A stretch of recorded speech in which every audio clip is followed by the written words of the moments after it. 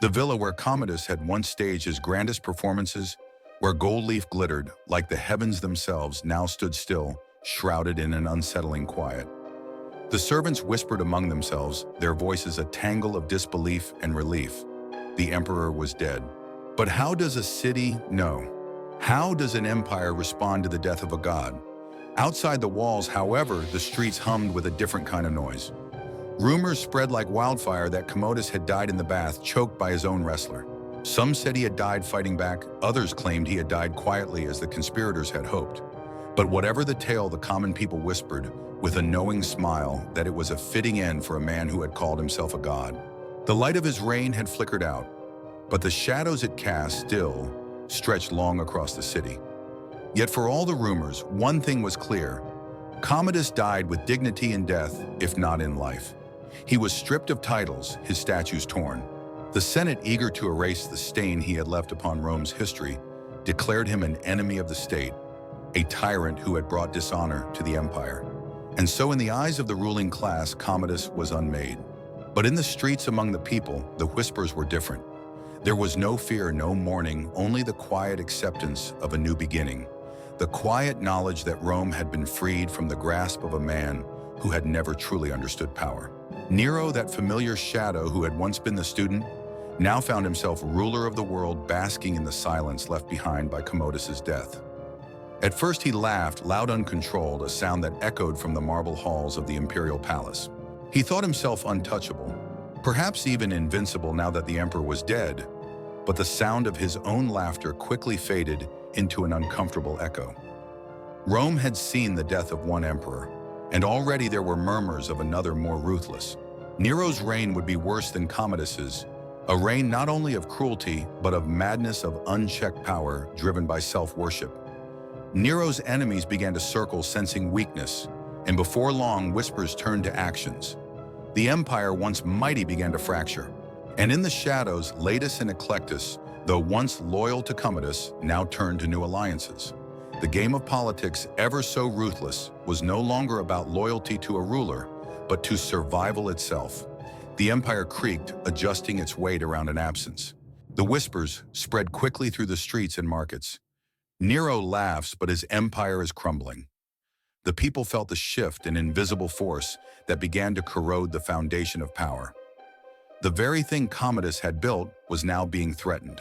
The senators, once terrified of Commodus's wrath, began to regroup. They knew Nero, though cruel, was not invincible. His empire, like all tyrannies, was fragile. The whispers of revolution simmered, waiting for the right spark to ignite the blaze. Rome was beginning to change, the balance of power shifting, and no one felt safe anymore. Even within the palace there was fear. Laetus and Eclectus made their moves in silence, positioning themselves to ensure their survival in the coming storm. Nero's enemies started making their presence known. Senators, generals, and high-ranking officials began to see that Nero's reign might be just as disastrous as Commodus's. They knew that in order to save Rome, the emperor needed to fall just as his predecessor had. And yet Nero seemed oblivious to the growing conspiracy. His delusions of grandeur only became more pronounced. He walked the halls of the palace with the confidence of a god, untouchable, immortal, believing that no one would dare challenge him. But the first cracks in his facade began to show. His closest advisors, once devoted to him, began to withdraw. They knew that Nero's madness would eventually lead them to ruin. The emperor had begun to see enemies in places where there were none. Marcia, once Commodus's concubine, found herself growing uneasy in Nero's court. She had seen the destructive power of unchecked ambition before, and now she feared for her own life. Her thoughts turned to escape, to securing her future in a Rome that was on the brink. Laetus, too, had begun to notice the subtle signs of Nero's unraveling. The emperor had begun to lash out, threatening those who spoke against him. No longer the confident leader, Nero was now a puppet master, desperate to control everything around him. Yet in the shadows, the conspirators worked quietly, pulling strings that had been woven in the days of Commodus's reign. They knew that for Rome to survive, Nero had to be removed. But the question remained, who would be brave enough to make the final strike? Meanwhile, the common people, unaware of the intricate plots unfolding behind palace doors, continued their daily lives. They worked, they celebrated, they feared what would come next, but their lives, for the most part, were untouched by the drama playing out in the heart of their empire. Nero's paranoia grew. The whispers of revolt were no longer just rumors. They had become a tangible presence in the halls of the imperial palace. The emperor, once untouchable, now faced the reality of his isolation. His court became a place of fear, not trust. The conspirators began to tighten their grip. Laetus, in particular, took every opportunity to further isolate Nero, feeding his growing suspicion. Nero's once loyal followers began to distance themselves, fearing that their proximity to such a volatile leader could be their undoing. Nero sought counsel, but the advisors around him had begun to crumble under the weight of their own fears. Some whispered that it was time to act, that the empire could no longer survive under such a tyrant. Yet Nero, ever confident in his own power, refused to see the writing on the wall. Behind closed doors, Marcia began to reconsider her position. She had watched Commodus die at the hands of those he trusted most, and now she saw the same fate looming for Nero. She knew that her future depended on the outcome, and she could no longer afford to stay loyal to a man on the brink of destruction. One evening, as Nero sat alone in the great hall, he felt the silence. His laughter, once a booming echo through the palace, had now disappeared. The courtiers no longer rushed to his side, eager to flatter him. The realization began to dawn on him: his empire was slipping away. The final straw came one night when Nero summoned his trusted bodyguard, only to find them missing from their usual post. Panic set in as he realized the extent of the conspiracy. The very men who had sworn to protect him were now plotting his downfall. Nero was alone. In a fit of rage, Nero called for his most loyal guards, but it was too late. The palace had already fallen into disarray. His once unshakable foundation was crumbling beneath him, and the weight of his empire was becoming too much for him to bear. His empire was in revolt, and he had no one left to trust. Nero sought to find solace in his music, playing the lyre, as if the notes could drown out the chaos surrounding him. But even music, once his sanctuary, now felt hollow. Each note rang through the palace like a death knell, reminding him of how far he had fallen. The conspirators finally made their move. As Nero played, they approached the throne room, their plan set in motion. They knew that once Nero was removed, Rome would begin to heal, but the price of their success would be the blood of a ruler who had lost touch with the reality around him. Nero's last moments were filled with confusion and regret. He had no one left to blame but himself. The conspirators stood at the door, watching as the emperor's confidence disintegrated before their eyes. The once proud god emperor was now a broken man, and the end was inevitable. As Nero's guards hesitated at the door, the emperor's mind raced. He was not ready to die. Panic set in as he realized that his time had come. The world he had built, the empire that he believed was invincible, was crumbling with each passing moment. In those final minutes, Nero tried to recall the days when he was celebrated, when Rome cheered for his victories and called him a god. The echoes of those days seemed so distant now, a fading memory tainted by arrogance and fear. He had no one left to hear his cries. Desperation gripped him as he grabbed for his dagger, the one weapon that had once been his symbol of power. But as his hands shook, he realized that no weapon could save him from the consequences of his own actions. His empire was turning on him, and there was nowhere to hide. The conspirators entered, their faces cold, their resolve unyielding. Nero's eyes darted between them, searching for a way out, but it was too late. The game was over, and there was no escape for the man who had once stood at the height of power. With one swift motion, the conspirators seized the emperor. The sound of his struggle filled the room, but it was drowned by the deafening silence that followed. In that silence, the reality of Nero's fall became clear. An empire that once trembled at his feet was now moving on without him. As Nero was dragged from his throne, the people of Rome were oblivious to the details unfolding behind the palace walls. To them, the news of his death would come as a whisper, a quiet end to the loudest of emperors. But beneath the surface, the empire was already shifting, preparing for a new future. In the days that followed, the people whispered in the streets, unsure whether to mourn or to celebrate. Nero's death marked the end of an era, but it also opened the door for a new beginning. The empire, though scarred, had been freed from the grip of a tyrant. The Senate met in a hastily called session, eager to declare Nero's reign over. His name was erased from all records, his statues torn down, and his legacy banished to the dark corners of history. Yet even in his erasure, Nero's influence lingered, a warning to those who would follow. But despite the efforts to erase him, the story of Nero did not fade entirely. His cruelty, His madness and his self-deification became the stuff of legend. He was no longer a living emperor. He was a symbol of excess and decay, a cautionary tale whispered for generations to come. As the new emperor was crowned, the air in Rome shifted. The crowds, once divided by fear and awe of Nero, now united under a new ruler. They did not yet know what the future would hold, but they felt the weight of change and with it, the promise of a new beginning. With the fall of Nero, a strange sense of freedom washed over the city of Rome. The crowds that had once worshipped the emperor now found themselves questioning everything they had believed. The empire, long ruled by fear and divine delusion, was on the cusp of transformation. The new ruler, though unknown to many, brought with him a promise of stability. The Senate, eager to restore order, rallied behind him. The people, though wary of another ruler who might wear the crown of tyranny, secretly hoped for a reign of reason and restraint. Yet the empire, bruised by years of corruption, could not easily forget the scars left by Nero.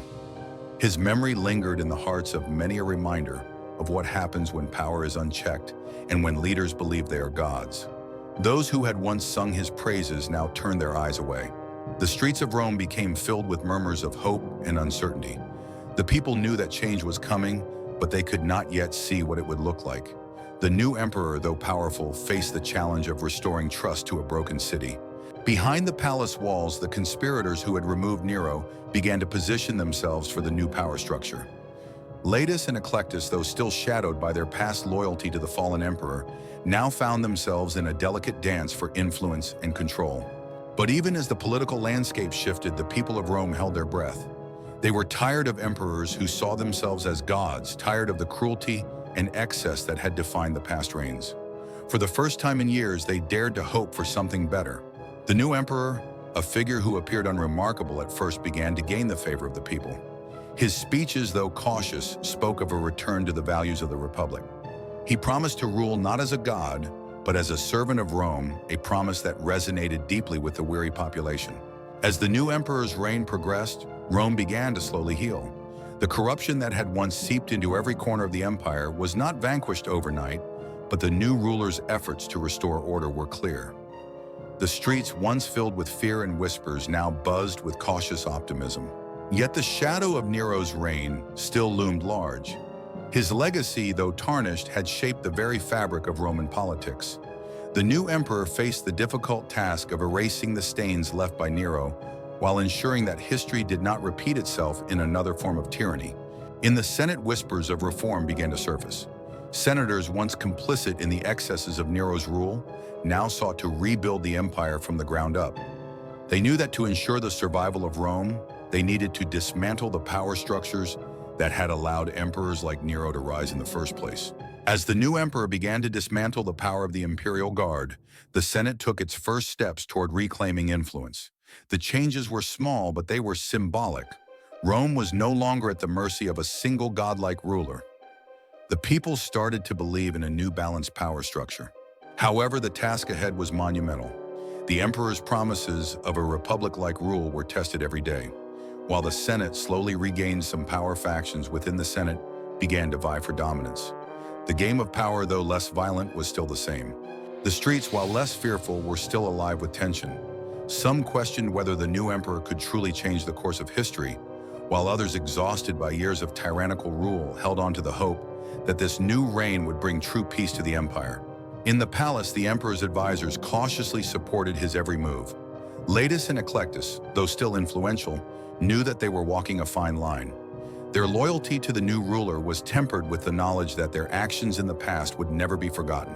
As Rome's wounds began to heal, the people started to focus on rebuilding their lives.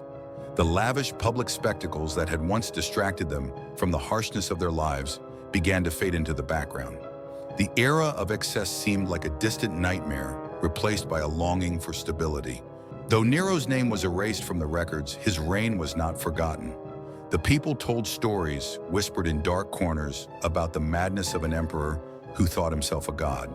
These stories served as warnings, reminders of the dangers of unchecked power and the fragility of greatness. The emperor's reforms, though slow, began to show results. Public services improved, and the imperial treasury, once plundered by Nero's extravagance, slowly recovered. But the emperor knew that real change would take years, even decades. He could not afford to let the people's hope outpace his ability to deliver. As the new ruler's reforms gained momentum, the elites of Rome began to grow uneasy. They had been accustomed to power in a very different form, one where wealth and influence were direct pathways to control. The new emperor's insistence on fairness and equality threatened to undermine their status. The tension between the old guard and the emperor's new order began to escalate.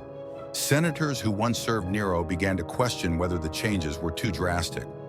Some called for the restoration of traditional power structures, while others warned that Rome could never return to the past. The emperor, though growing increasingly isolated, held firm in his vision. His policies were aimed at creating a government that was not centered around a single man, but a system. He knew that true leadership meant guiding Rome away from the ego-driven rule of the past and toward a more collective form of power. As the political landscape shifted, Rome's citizens watched with cautious optimism. The era of grand spectacles and emperor worship seemed to be behind them, but they had also learned that change was slow and fragile. They could not afford to be complacent, and they hoped their emperor would prove them right. Behind closed doors, the emperor's closest allies worked tirelessly to implement his vision. They knew that any failure would spell disaster not just for them, but for the future of Rome. They had seen what happened when power was concentrated in the hands of a single ruler. They could not let that happen again. As the reforms continued, however, there were murmurs among the emperor's inner circle. Some advisors began to grow impatient. They wanted faster, more radical change. Others, more cautious, feared that moving too quickly would destabilize the empire even further. The emperor found himself caught between these competing forces. The emperor's heart was heavy with the weight of his decisions. Every move he made felt like it could unravel everything he had worked so hard to build.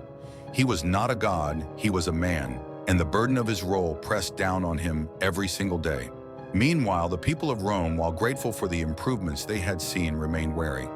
They had lived through the madness of Nero's reign and the harshness of Commodus's rule.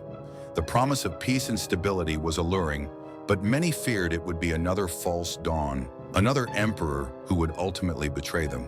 Rumors of rebellion began to circulate. Some of the old guard who had once served Nero began to conspire again. They whispered of restoring the empire to its former glory, to return to the time when emperors were unquestioned, when Rome's power was absolute. These rebels saw the new emperor's policies as weak and unworthy of the empire's legacy. The emperor, aware of the brewing discontent, sought to quiet the murmurs of rebellion. He tightened security, arrested a few key conspirators, and issued public declarations reaffirming his commitment to the reforms. But he knew that the real danger lay not in the rebels, but in the people's dwindling faith in his ability to lead. As the tension escalated, the emperor retreated into the shadows of the palace. He began to question his own decisions, wondering whether he had made the right choice in promising a new Rome, one where power was distributed and not concentrated in the hands of a single ruler. Was it too much too soon? Outside, the whispers of rebellion grew louder. The emperor's advisors urged him to take decisive action to quell the unrest before it turned into an open revolt. Yet the emperor hesitated, unsure if he should sacrifice the very ideals that had defined his reign. In that moment, he realized the true cost of leadership. Despite the pressure, the emperor decided to hold firm. He would not become like those who had come before him. His reign, for better or worse, would be defined by the choices he made now. If he was to succeed, he would need to trust in his vision of a balanced and just Rome, even if the path was uncertain. As the emperor's resolve hardened, he began to implement more reforms. The Senate was given more power, and the influence of the imperial guard was diminished. Yet despite these efforts, the cracks in Roman society were becoming more visible. The elites of the empire were not easily swayed. Behind the scenes, the conspirators continued to build their influence. They knew the emperor was weak, unsure of his position, and they seized every opportunity to sow discord among the emperor's advisors. The emperor's isolation grew as the divisions within the court deepened. The emperor's most trusted allies, those who had helped him rise to power, began to question whether they had made a mistake in supporting him. They had hoped for stability, but the growing instability made them wonder if they could truly trust him to lead Rome into the future. Rome, meanwhile, remained caught in a delicate balance. The streets were quieter than they had been during the reigns of Nero and Commodus, but the people still feared that the peace they had found would be short-lived. They were no longer interested in grand spectacles, but they longed for something more, something real.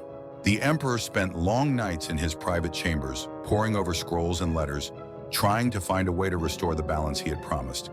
Yet the longer he pondered, the more he felt the weight of his promises, the pressure of fulfilling them, threatening to break him.